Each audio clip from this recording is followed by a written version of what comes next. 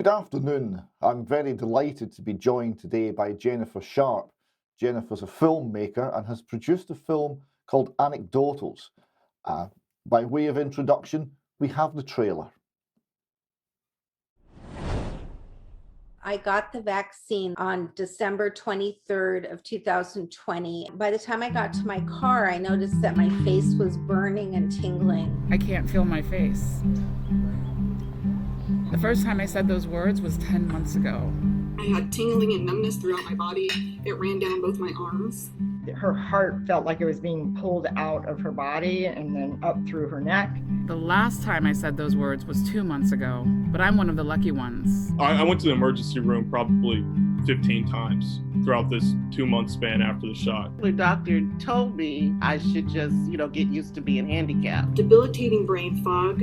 I have facial paresthesia and nerve pain all day long for the last 5 months. Paresthesia is a word that I'd never heard of a year ago, but now it wakes me up every morning. Severe painful paresthesias, which are burning, tingling. I prepared my will and my obituary for my family. We're already this group of people living on the outside of society, and everyone else is going on and doesn't either know or doesn't care. Vaccines are safe.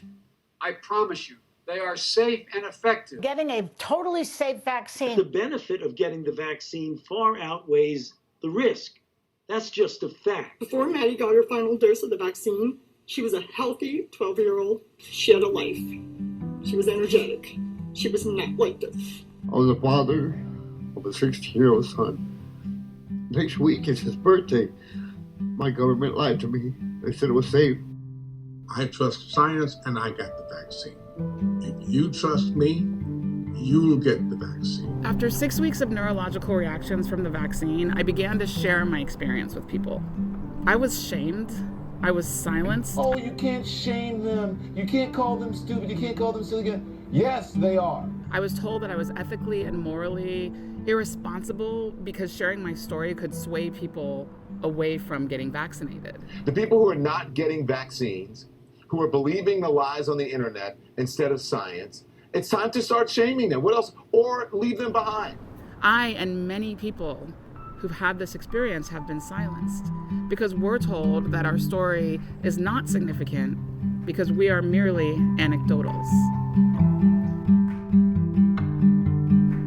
So the problem with being an anecdote in the time of COVID is that there's no science tracking us, making our numbers irrelevant or relevant. I have reported my symptoms to VSafe, VAERS, CDC, FDA, Pfizer. I was fighting doctors trying to get them to listen to what was happening to her because nobody else was researching. They say we have a small percentage, but how do they truly know what the percentage is when they won't even acknowledge that we exist? How far do we have to go, or who does this have to affect before it's recognized that there is a problem? We took the vaccine. We supported the vaccine. We're not irrational. We're not ignorant.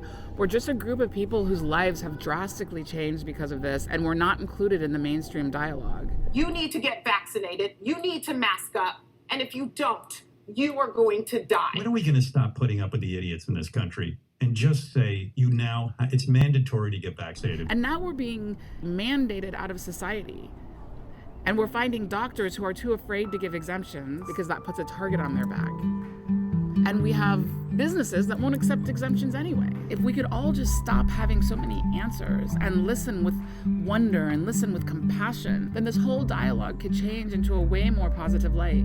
And that's what I want to do with this documentary. I want to share, honestly, one of the nuances of the vaccine discussion, and that's the nuance of anecdotals.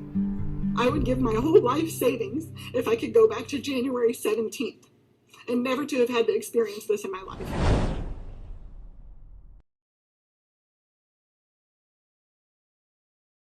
So Jennifer, welcome. A fantastic film, full of moving testimony, full of facts and sound bites that we've witnessed over the past 3 years, and a fantastic piece of work. Could you maybe start by just explaining what your journey into filmmaking was, from being told that you were ethically and morally reprehensible to even speak, to making a piece of work like this? How did you decide to go down the route of making a film? All right. So yeah, thank you for having me. It was a lot of people telling me I was ethically and morally irresponsible for talking about my vaccine reaction. Had a reaction to my first Pfizer shot. It was a lot of paresthesia. It was a numb face. It was tingling. And I noticed as I started to tell people about it, people would say, "Oh, you shouldn't talk about this because you could scare people away from getting vaccinated. And then, you'll be responsible for people dying." And people literally would say that to me. And it just blew my mind because I was just like, wow, like I've never been told not to speak about something that was truthful to me. And I also, when I spoke about it, I was not saying the vaccines are horrible, they'll kill you. I wasn't saying bad things about the vaccine. I was just talking about my experience. Um, I was willing to even say that it was rare. I was willing to say, like, hey, I'm not saying it's going to happen to everybody. I'm not even trying to scare anybody, but I had a reaction. So enough people told me for a whole year. My reaction is, so I'm 2 years into my shot. So I've had, and 2 years later, I still have a reaction, but my reaction is very mild now. I just have pins and needles on the left side of my body, and I have like some burning and itching on my hands and feet, and that comes and goes. So that's where I am now. But like to have this continually going and for a full year, wasn't really allowed to talk about it, was shamed about it. And then the mandates came, and I live in Los Angeles. And because I only had one Pfizer shot, I was not allowed to participate in society. I was not allowed to go places. I would be invited to parties, and I'd have to tell my friend, "Oh, I can't go. I'm not allowed to go there. I'm not allowed to enter." There was a memorial service I was not allowed to go to. And then I would tell people, like, yeah, I had a reaction. And over, people would say, "Oh, I've never heard of anybody having a reaction to the shot. I've never heard of anybody." And I'm like, that's because no one's allowed to talk about it. Like you put it on Facebook and they take it down.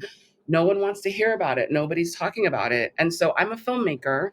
I've been making movies my whole life. That's what I do. And I just decided, like, if no one's going to listen to me, then I'm going to tell my story in a film, and I'm going to tell it to the people who won't listen to me. And that's kind of my audience. Like all the people who like shut me out, don't want to know, I want you to listen to my experience and the experience of many others. Like that, I was in support groups with thousands of people with the same story of mine and way, way, way worse. Their lives were destroyed. And there are people now, today, whose lives are destroyed, who's lost their house, who are in financial ruin, who can't walk and don't know why, and they're not getting help. And when people are saying they don't exist or they're rare, or it doesn't matter, they need help. And so it built and built and built. It took a year, because I also knew that I would be called ethically and morally irresponsible for making this movie, because people who would be like, "You're being anti-vax, you're scaring people away from the vaccine." And so I knew I was going to be stepping into the crosshairs of a battle and of name calling and of hate. And I waited as long as I could. And the final nail in the coffin for me making this movie was I lost my second job for not being vaccinated. And this was a job in January of 2022. And it was a great job. I was really excited about it. And it was only a 3-week job, but it was a great filmmaking 3-week job, good money. And suddenly they called and said, you're not fully vaccinated. You can't have the job. And I said, hey, I'll show you an exemption. I'll show you my vax card with one vax. And I will also get tested every day. And they were like, no, if you're not fully vaxxed, you can't work. So that was the nail in the coffin. I was like, okay, that's my second job. I have to make this movie. Yeah, I mean, it's astonishing now where things have somewhat moderated, just to remember the degree of insanity that was operating throughout our societies at the time. On Facebook in the UK, there was a vaccines injured group that very quickly popped up, and it had something like 50,000 members when it was closed down. looking at this, this is meant to be a social media. If ever there was an important job that a social media company could do, is to allow these people to communicate to one another. That was it.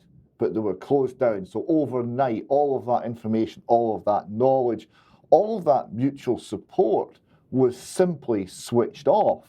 And I thought at the time it was an extraordinarily cruel action. We at the UK Colin, we get thrown off of YouTube. We were just about to get 100,000 subscribers and a little plaque on the wall, and we'd put out a video of an audio interview of a lady whose husband was hospitalized, paralyzed with Guillain-Barré syndrome, unable to walk, and he was mid-50s, very fit man, had worked all of his life, no health problems, and the vaccination had done this to him.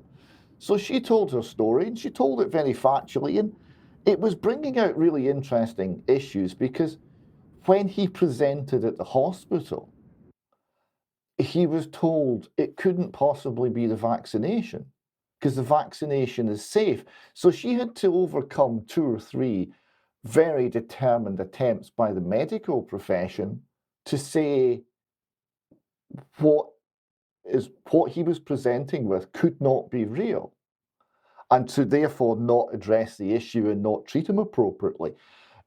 She had to overcome that before she could even get him treated. So there was essential information in this. And not only did it get taken down, we got completely taken off of YouTube for putting that forward. So the idea that the people harmed are not only kind of abandoned by the regulators, by the government, by a lot of the medical profession, but they must be silenced. You can't say that. You can't describe your experience. This was one of the most pernicious parts of it. Very surprising as it kind of unfolded, because you've maybe not been told you can't say this. I've been told many times that you can't say ... whatever the issue is that you're raising, you can't discuss that. And I think it's always a good thing when that happens, is to say, oh no, that means it's all the more important to discuss, because it's the things you can't discuss that really need discussed. Yep. When you started, you've unwrapped the issue in your film with a whole series of questions. And they're very good questions, and they get to the heart of the matter, and they're questions that demand answers.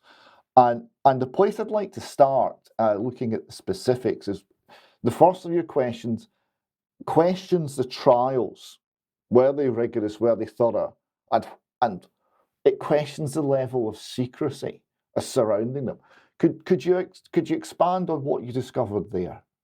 Yeah. So the sound bites for the trial was rigorous and thorough. And, that's what you heard all the time from like our agencies, the FDA. Our trials were rigorous and thorough. And then as I started to look into the trials, I'm like, they weren't. They weren't. And so there was a few issues. One was actually the trial. So I highlight 2 participants who were in the trials. One was in the Pfizer trial, and one was in the AstraZeneca trial in the US, which was funded by the FDA. Although it wasn't approved in the end, it was an FDA-funded trial, so it was in the US. And the first thing they both said that was wild was that the trial had a tracking app.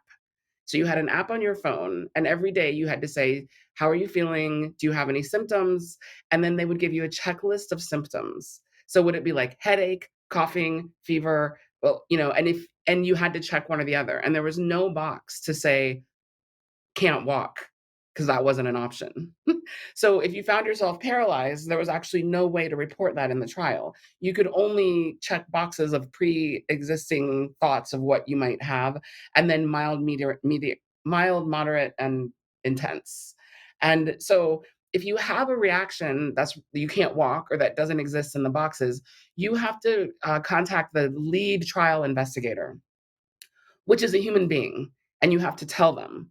And once you get one human being in charge of receiving all this information, if that human being has a strange bias or wants to interpret it differently, it all depends on how they're going to report it.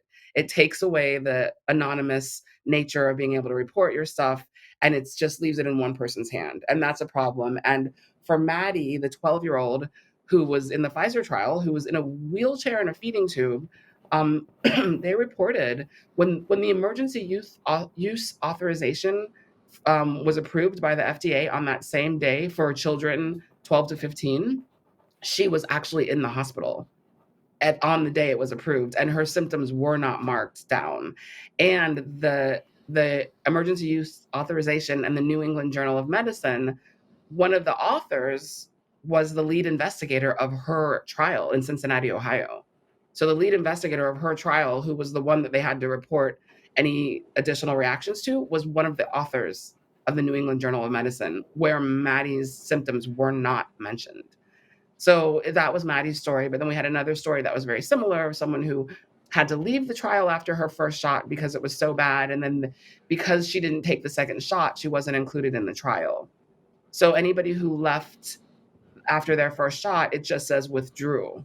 And it seems willingly withdrew. It doesn't say, oh, withdrew because they were sick. Like, so you start to see this. So it was like, so basically the people who had reactions in that AstraZeneca trial weren't noted at all, because if they had a reaction after their first shot, like they weren't noted, they were just withdrew. So it wasn't, didn't have to note anything. So that was bad. And then there was also a whistleblower, Brooke Jackson, who worked the Pfizer trial with Ventavia, and she reported just a massive problems. And she's been doing this for years, and she's a professional. And she went in and she was one of the managers of the trial.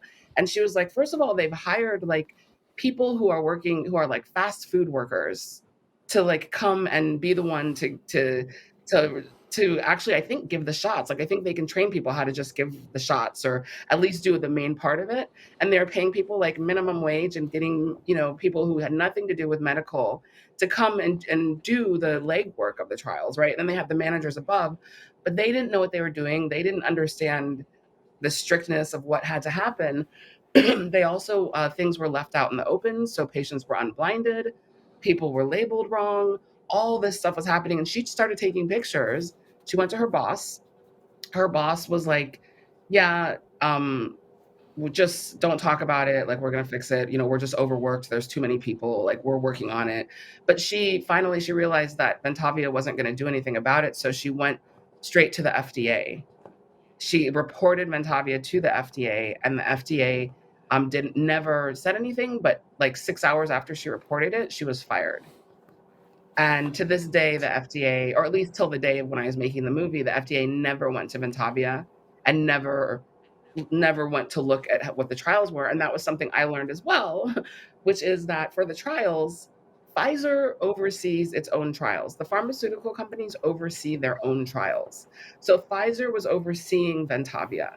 So Pfizer collects all the data, and then Pfizer presents the data to the FDA. So the FDA makes all of its decisions on whether they're going to approve the drug based on the information that Pfizer presents them. The FDA does not double check Pfizer. The FDA doesn't run their own trial. They don't oversee the trials. So it's all up to Pfizer to be honest, run the trial right, and then present the data to get it authorized. And that right there is a problem. Even if Pfizer is not lying and everything's you can't trust Pfizer to regulate its own trial. Like, that's just not. And then the fact that Brooke Jackson actually reported it and the FDA still didn't go and assess the Ventavia clinic to see what was wrong. That's a problem. And then there's many more. So like, that's how I start the movie, with the trials. And then also the fact that Pfizer and the FDA decided that they couldn't release the data from the trials for 75 years. And they made this whole thing, like, for 75 years, we won't be able to make the data available. So finally, like, a judge had to overrule that and force them to release it, like a certain amount every few months, because that was ridiculous. So there was just a lot of things that were kind of ridiculous that were like, hey, if these are rigorous and thorough, there's a lot of secrecy. Well, this is the point, that if it's secret, if the data is not available, it's not science, because it's got to be open for scrutiny. It's got to be, we have a problem in science with repeatability or the lack of it anyway, but it has to be open for people to check. And the drug companies have got huge previous on this, including in the vaccine field. There's the infamous meeting that they had looking at the risk of thimerosal containing vaccines, where one of the officials from the drug companies left the meeting to go and phone his son and tell him not to vaccinate his grandson, and then went back into the meeting and then discussed how to manipulate the data so that the safety signal went away. And I remember looking at many years ago the work of an American doctor and radiologist called David Ayub. He was trying to argue with the local medics about the safety of thimerosal containing vaccines, and they would wave the CDC's safety study paper in front of him, say, look at all these studies, it's safe. He said, have you read any of these studies? And of course they hadn't. And when you dived into the detail, and it's the detail of the data that matters, they had things that were on the list of safety studies that basically was testing on animals, rabbits or rats or something, and the conclusion was, well, there was no birth defects. But when you read into the paper, all the animals died. Yes, there was no birth defects because the animals were dead. And he said, this was a safety study. He said it was garbage. The things that were held up to be proof, when you looked at the detail, it evaporates. And this is where openness is absolutely critical. And this kind of takes me on to my second point, because we're being asked to take so many of these things on faith. We're going to hide the data, we're going to lock it away for 75 years. But trust us, trust Pfizer, trust AstraZeneca, and trust the CDC, and trust the FDA. We've got an organisation in Britain called the MHRA. We've been through this. We'll come to risk assessment in a little while, but we've been round all of the authorities in Britain and we're saying, right, we have a question. Here's our question. And one of the questions we were asking was, we've now had the drug companies, AstraZeneca, admit that their vaccine kills some people, right? Their own documentation talks about adverse reactions with a fatal outcome. They mean killing people. So if we're giving something that we know is going to kill some people, there must be a risk assessment which must be quantified and must be rigorous to say, well, the overall benefit is so good. Because the drug company's own position was that the benefits outweigh the harms. So, okay, where is the risk assessment? Can you give us the data? So we went to government agency after government agency, and they all pointed to someone else. We don't have that data, go somewhere else. And after we chased round, it all went back to one agency, the MHRA, and they wouldn't answer at all. So the lack of transparency was fundamental, and we were essentially asked to take this thing on faith. But the flip side is, when people then present and say, I have been personally harmed, here's my story, we're asked not to take that on faith. The burden of proof for those harmed is all of a sudden enormous. You have to prove medically the causation. Could you expand a little bit on the barriers put and the burden of proof requirements put on those harmed before their stories would be deemed acceptable or reliable, repeatable even? The first thing when you're harmed is one of the first things people will say is, are you sure it was the vaccine? How do you know it was a vaccine?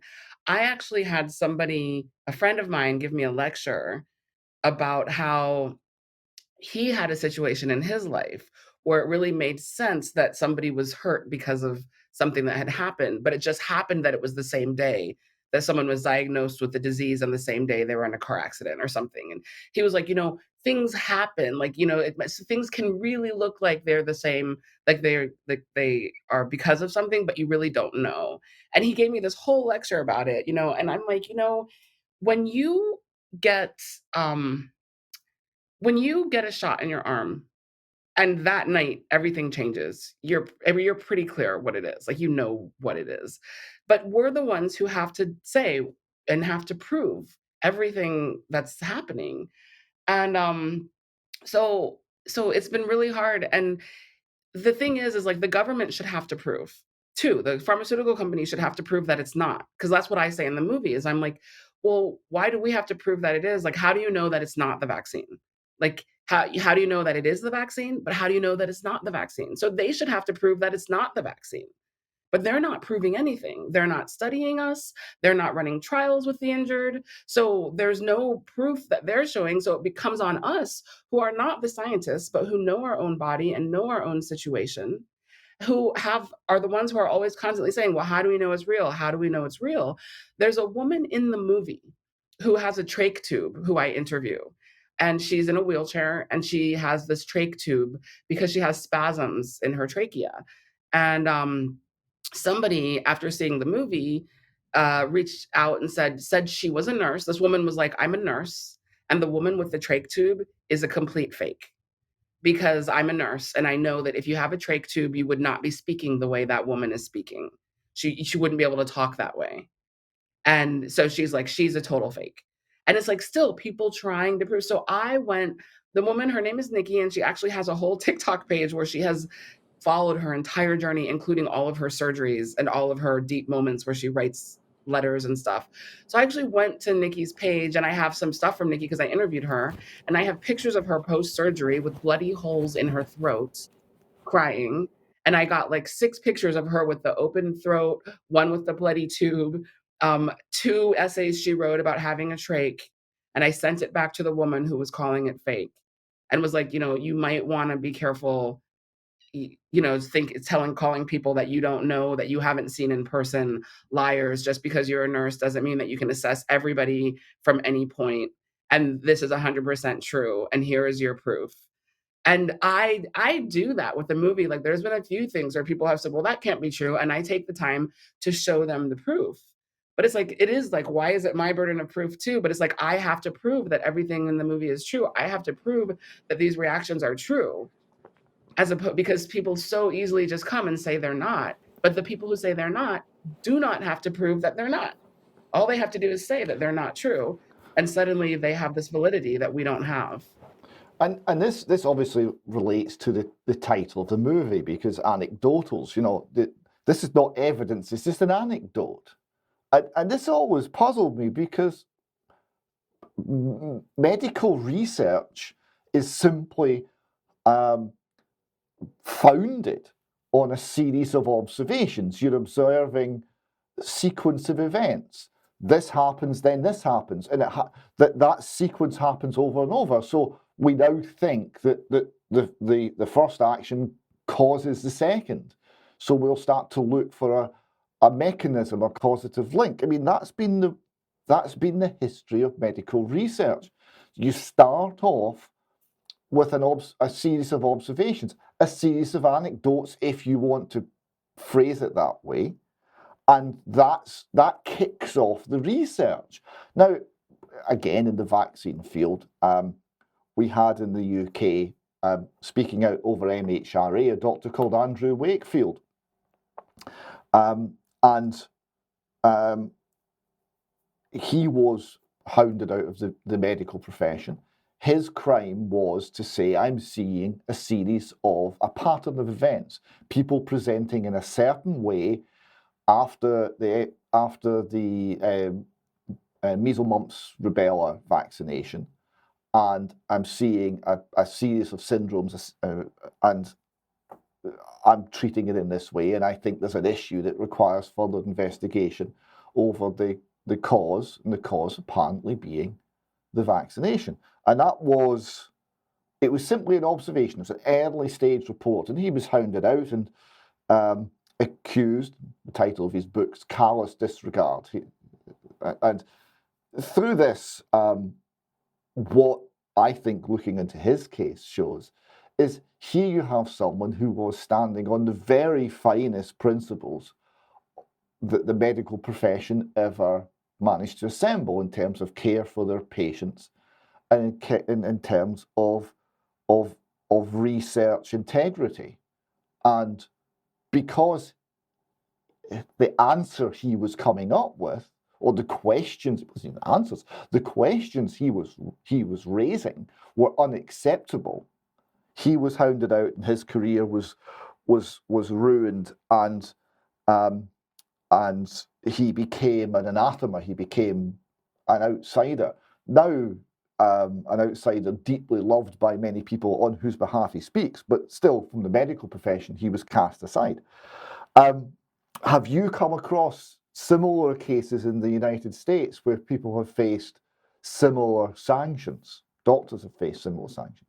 Yes, very much. The doctors who speak out, and it's doctors who speak out and say, hey, there might be other ways to treat COVID.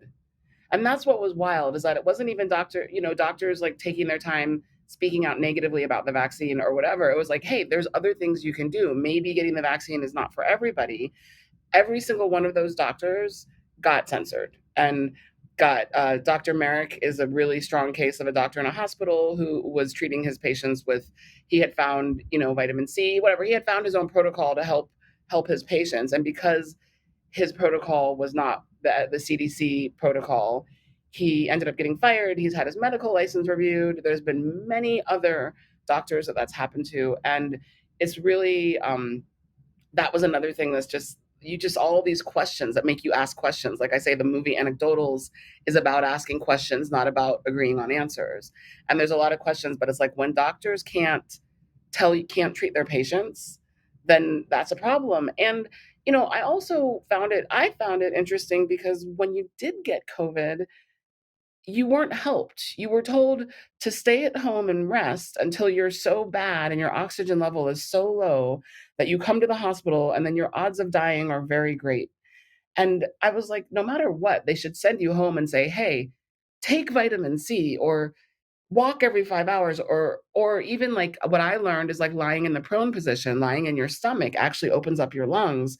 So if you're having oxygen problems, with your oxygen levels, if you lie on your stomach for like an hour, passageways in your lungs kind of open that don't open, and you can get more oxygen, and that can really help save you. There are little things like that we should have all been told during the crisis of COVID to help us treat it on our own until we got so bad in the hospital. And that wasn't being told. It was like the only solution was get vaccinated. And that was very clear.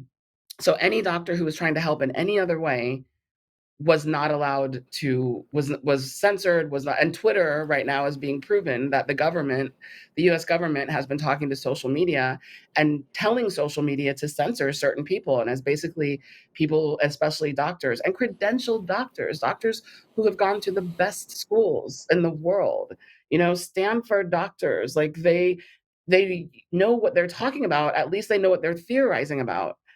And they're not making, these dire things that Fauci is, making these things that are like, it is true. This is how you survive. This is the facts. I am the science. They're not even saying they're the science. They're just saying, hey, I'm seeing certain things. And yes. So the same thing happened here in the United States with doctors. And it's really frustrating. And there are doctors who have lost their licenses, and there's a lot of lawsuits happening. Yes, it's profoundly anti-science. I mean, despite Fauci saying, if you criticize me, you're criticizing the science, it's a profoundly anti-scientific approach. And of course, it's based on fear and intimidation. I mean, are doctors in America afraid? Yes, they are very afraid. And I wanted to interview doctors for the documentary. And I knew that was going to be a really hard thing because I'm also asking doctors to put themselves in the spotlight, So when I needed my first medical exemption for my job that I had been working at for a year already, and then suddenly they're like, okay, everybody show your proof of vaccination. And I had one shot, so I wasn't fully vaccinated. I went to the one doctor that I had been going to, and asked for an exemption, and she wouldn't give me one. And she was like, I got really angry, and I was like, it's going to be your fault that I lose this job because you're the only doctor that's seen me. I can't ask any other doctor to give me an exemption. And this was over email, and she ended up calling me at home. And she was like, I am so sorry, but it is a really hard time for doctors right now, especially in California. That's where I am.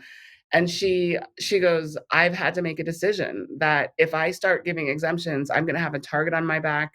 I risk losing my medical license. It will be reviewed, and could lose my practice. And I think I can help more people by not giving exemptions, but keeping my practice open and helping my patients than losing my license. So I'm making the decision to keep my practice open and not give medical exemptions. And she said, I am so sorry. And she goes, do not get the second shot. I'm aware you had a reaction. I'm totally on your side. It's just a really, really ugly time. And she even said, I cannot even report your reaction to the CDC. Like as a doctor, she didn't even report my reaction to the CDC, because she was like, once you start reporting adverse reactions, people start looking at you. Once you use the word adverse reactions. So she stayed away from it. And that was my personal experience with the doctor. And then I found out, I posted that on my support group, and everybody else joined in and had a story about doctors that wouldn't give them exemptions and doctors who are afraid of this. And I realized it was every doctor and that the whole country. So if the doctors are too afraid to speak the truth, what does that do to informed consent by the patient? It's none. It leaves us no informed consent. There's no informed consent.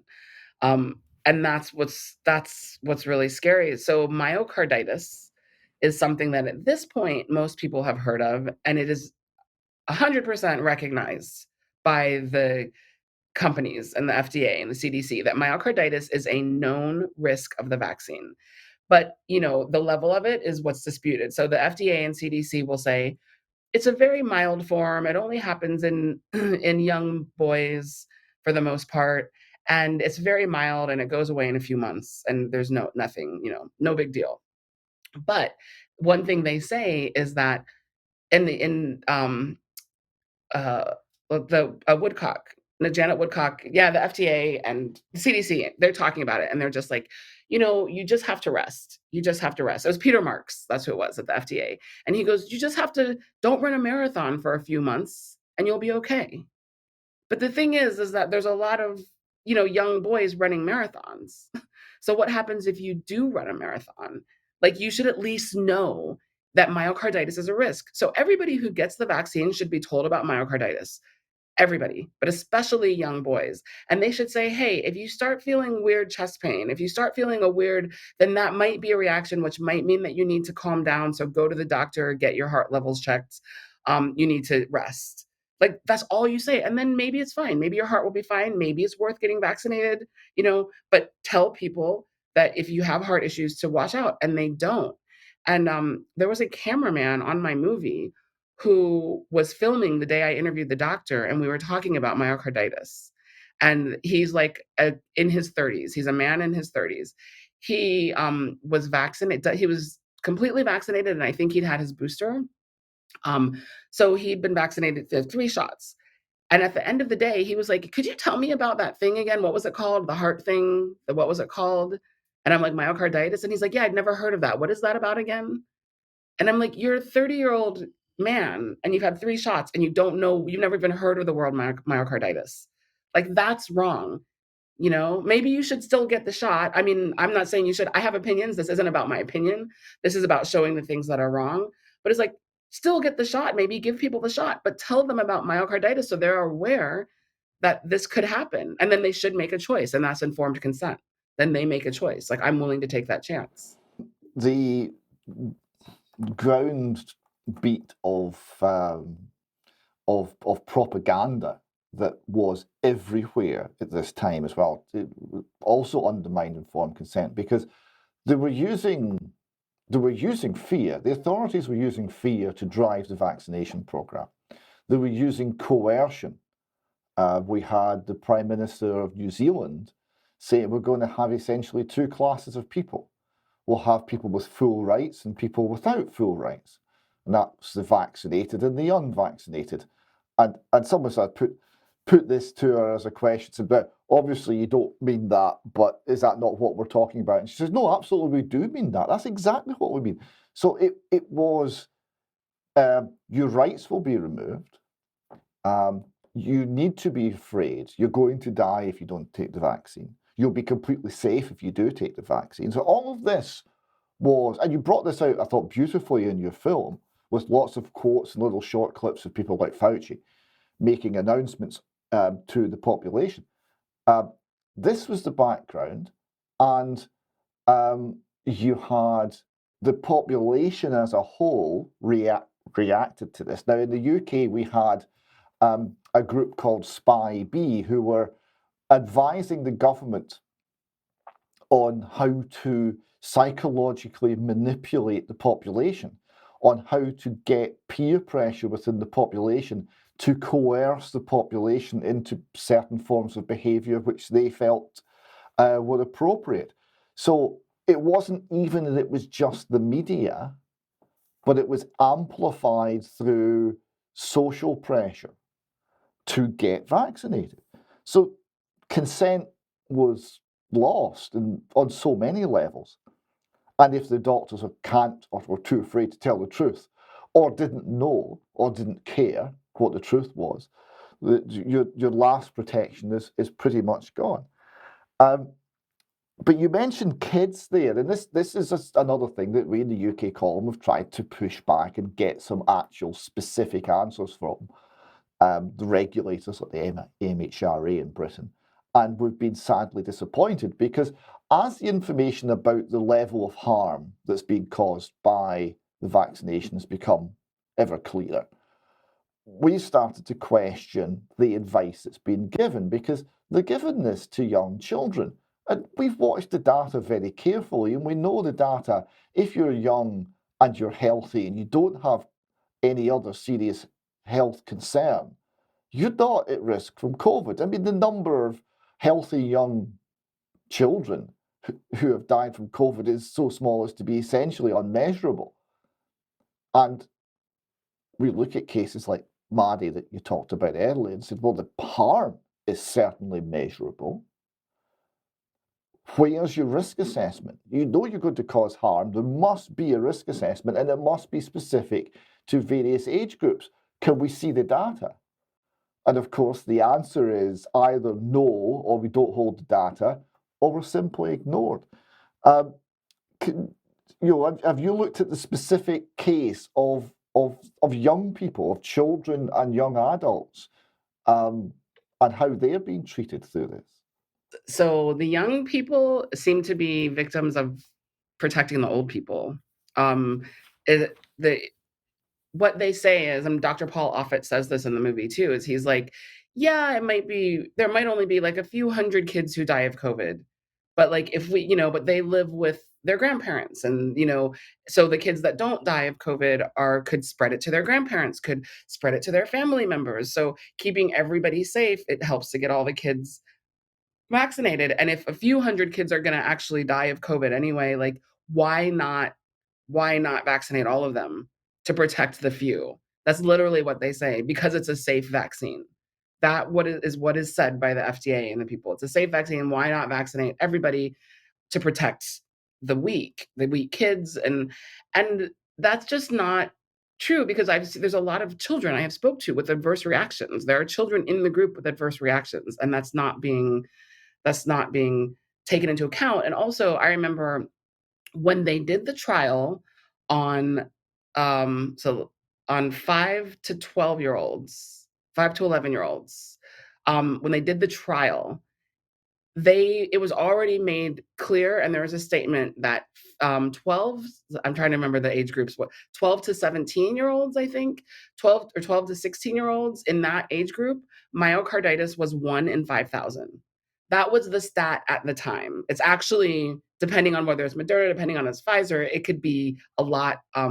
It could be a lot less than 1 in 5,000. But I'm going to say 1 in 5,000 to err on the larger side.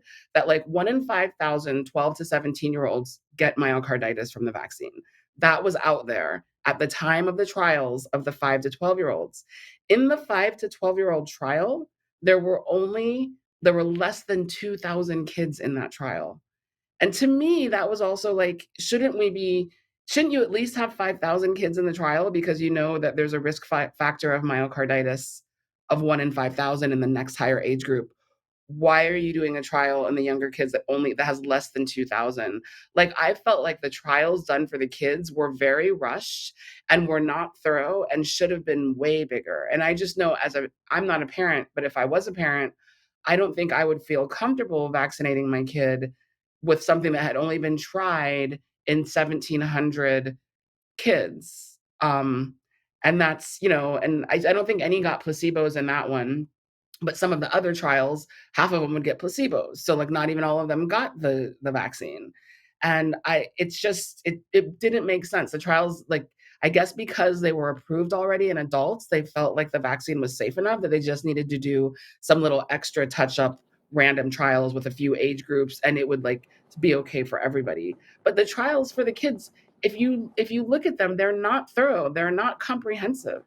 And so there's that period. Also, with the fact that kids are not dying of COVID at the rate, like they're not. And people are like, yes, some kids are. And I know a kid who died, but the numbers of the kids who die of COVID like are so small. And then there's also questions about, did they really die of COVID? And then I talk about in the movie a headline that the New York Times posted. A New York Times posted a headline that was a CDC trial that stated that children who get COVID are more likely to develop diabetes after getting COVID. And I saw that headline on the New York Times, and that was the headline. It was like, children more at higher risk for diabetes after COVID. And that's a headline that's going to scare you if you're a parent. Like, oh my God, I don't want my kid to get COVID because they'll get diabetes. And there's all these things that they start scaring you with, or they'll get long COVID. So we still need to get vaccinated, even if they're not dying. But then you look at these trials and they're not good. They're not comprehensive. It was done by the CDC, and it didn't talk about the fact that like maybe the kids who actually got COVID were only the kids who ended up in the hospital, who were kids who already had comorbidities, who were kids who already had a chance of getting diabetes, or, like there's all these things they didn't account for. It was a completely discredited study, but yet the New York Times gave that headline. So any chance they got to give a headline to scare parents into wanting to vaccinate their kids, you could just see the manipulation. And it's just like, here's the thing. I think there's enough people that are willing to take a chance on this vaccine, knowing that it might not be perfect, that you don't need to force people and you don't need to lie to people. Maddie, the girl, the 12-year-old who's who was damaged by the trial, but she was in a trial. That was a parent who was willing to put her kid in a trial. In the world, there's a lot of parents who are willing to put their kids in trials. There would be many parents who would be willing to vaccinate their kids willingly to help see what's happening, and willing to vaccinate themselves, that they don't need to be mandated and lied to. Like, just tell the truth, The kids is a really hard thing to deal with, what they're doing, and that they're trying to get it approved for 6-month-old, or it is approved for 6 months old. And here they put it on the childhood vaccine schedule. They've suggested it. The CDC has recommended the COVID shot for the childhood vaccine schedule. And that makes no sense. Like, we're not even keeping up with the variants. Well, because Robert Kennedy Jr. highlighted this, and I think his position, as I understand it, is that once the emergency endorsement for the use of the vaccine expires, in order to qualify for immunity from prosecution under American legislation, the vaccine needs to be on the childhood schedule. Otherwise, they could be open for lawsuits for the harm it's caused. So he's suggesting this is legally driven and not medically driven, which is an interesting point. Just before we kind of round up with kind of the fight back against this and finding friends through all of these difficulties, one little data point that really struck me from your film is the redefinition of terrorism. Could you tell us about that? Yeah, so the Department of Homeland Defense, very quietly in February of 2022, very quietly added to the definition of terrorism misinformation on COVID-19. And I couldn't believe, and so they update the definitions of terrorism from time to time. And they did say it was, like, to be completely fair, like, they did say it was while we're in the state of emergency. So it's a temporary update. And I actually looked recently, like a year later, to see if they still had it. And it looks like it's not still there, but like that's not the point. Like, it was during that time that they update. If you went to the definition of terrorism, it was things that go against, that could harm the government, and including misinformation on COVID-19. And it's like, who's to say is the misinformation? Like, that's the problem, because the biggest misinformation we have gotten is actually from the government, and they're the ones who are saying what misinformation is. So that being said, I could be a terrorist for making this movie. And that's what was scary, is it's like, once you make that, once you use the word terrorism, like national terror, like suddenly the doors open and you can do whatever you want to these people. And so, and like Joe Rogan was being attacked during that time for having doctors on that had been banned. The talk show host was having all these doctors on, and it became this whole thing that Joe Rogan is anti-vax and doing all these bad things. But that suddenly would allow them to go after all these people who are showing you different stories and call them terrorists. And that's really scary. And I have a link to that. I want to say, and I still have a link on the website to the movie, anecdotalsmovie.com. I have a reference page, and every single study mentioned, every single news clip shown, regardless of what side, there's a link, you click on it and you can watch the entire thing. And so when I talk about the Homeland Security changing its definition of terrorism, it's in chronological order. It's towards the end of the movie, but you can find that link on my website. It takes you to that page where it shows you exactly how they put it, and that's really scary. To finish off, I'd like to discuss some of the kind of fight back on this. And we at the UK column have always been quite closely associated with movements that are pushing back against government, because we'll report on them when the mainstream media won't. And often we end up in quite close discussions with them. So we understand and we see these things almost from the inside. And it's been very interesting to see what works and what doesn't. And in Scotland, there was a particularly aggressive piece of legislation called Named Person, which was putting a state-appointed official kind of as a third parent, sitting slightly above in authority the parents in every family, to monitor the child's well-being, a term not defined, and if they had even a gut concern, to start to take action and marshal every aspect of the state and share information. And it was all rolled out in secret, and then they eventually had to tell the Scottish public, and this campaign developed against it and managed to get the whole thing flattened, ruled unlawful in the Supreme Court. It had gone through the Scottish courts.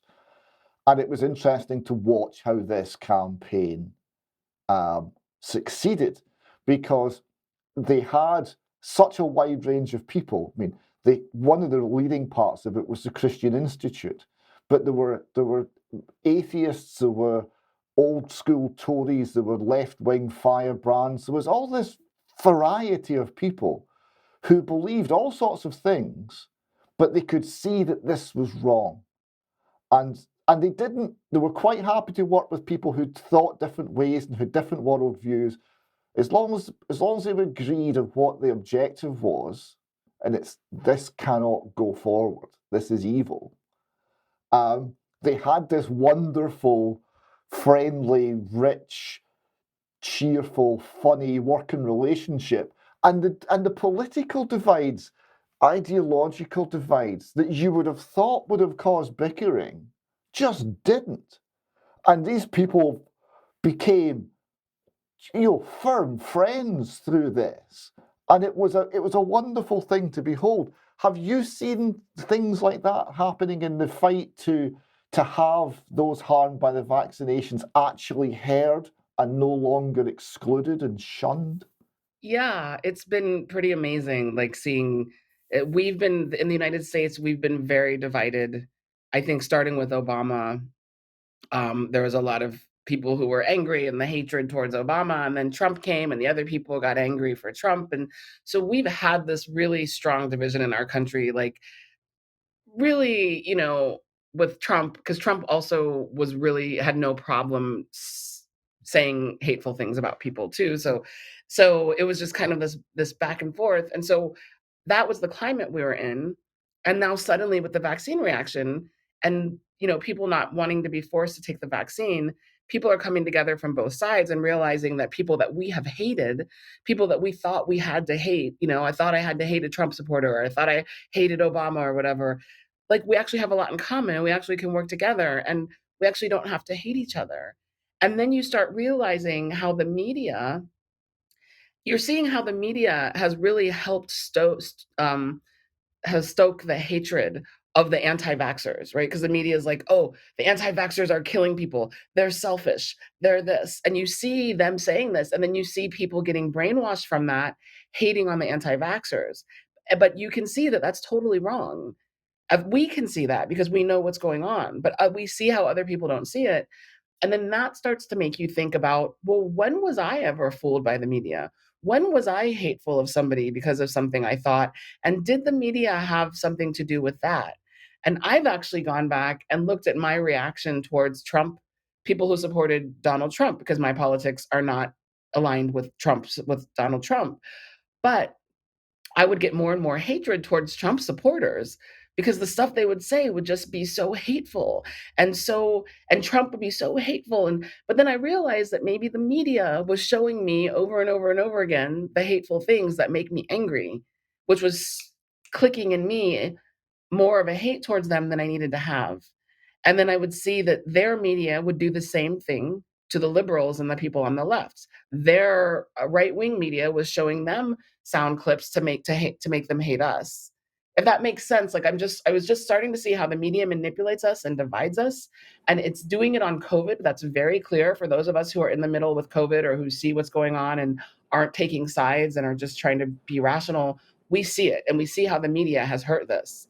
But if you take it away from COVID, you can actually see how the media has done this on all different divisions. And maybe we don't have to hate each other, and we can come together, and we can be okay disagreeing on things. Like, you could like this policy and I can like this policy, and we're different people and we come from different places, and we don't have to hate each other just because we don't like our, certain points of view.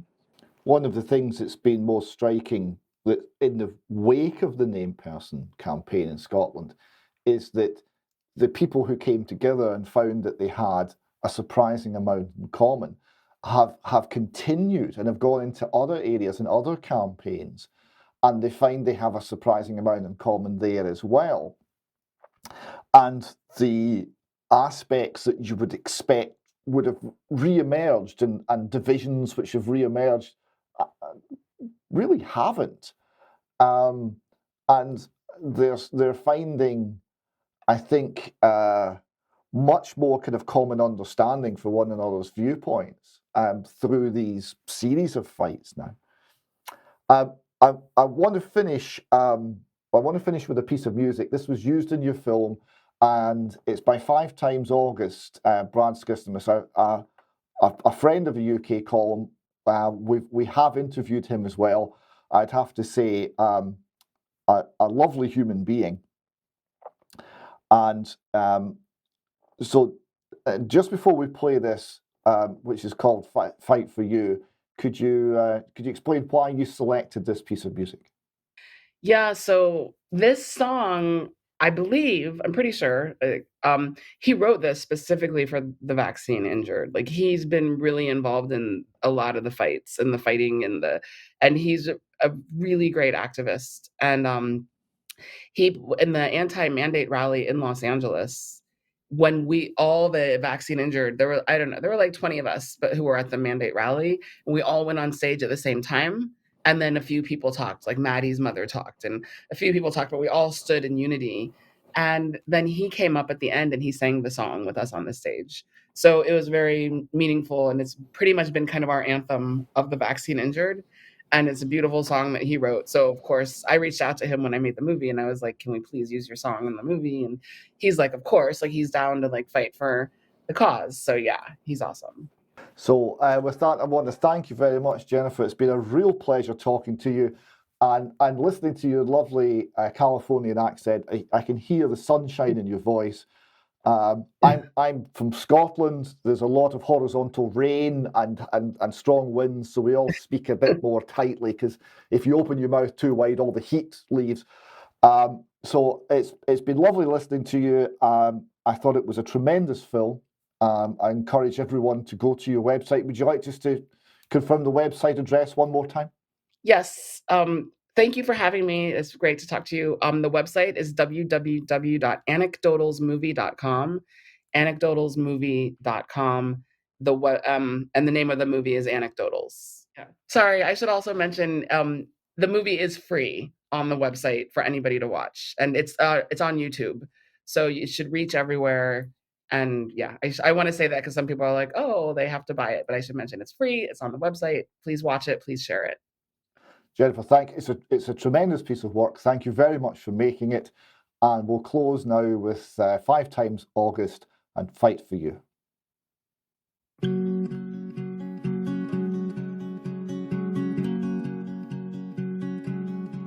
Through the madness and the lies, as they're holding back the truth, no matter what they try, I will always fight for you.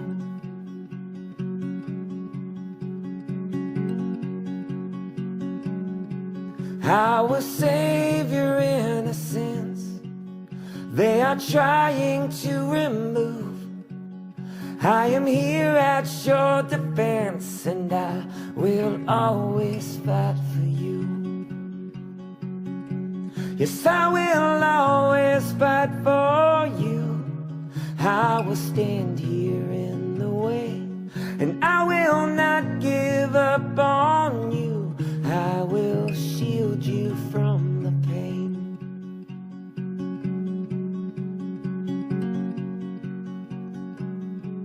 In the battle on the field, there is evil on the move, but I hope that you can feel that I will always fight for you.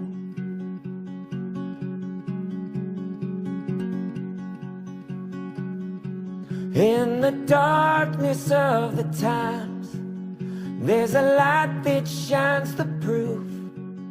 It'll soon reveal the crime, so I won't stop this fight for you.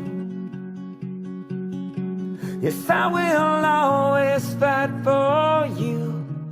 I will brave every attack, and I will not give up on you. I will always have your back.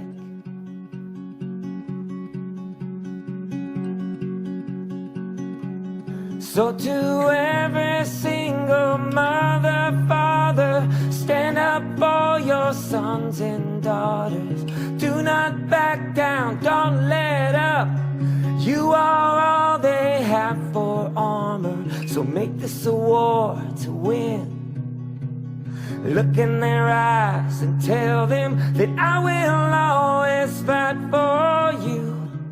I will stand guard at the gate, and I will not give up on you. I will stop each shot they take. Yes, I will always fight for you. I will always fight for you.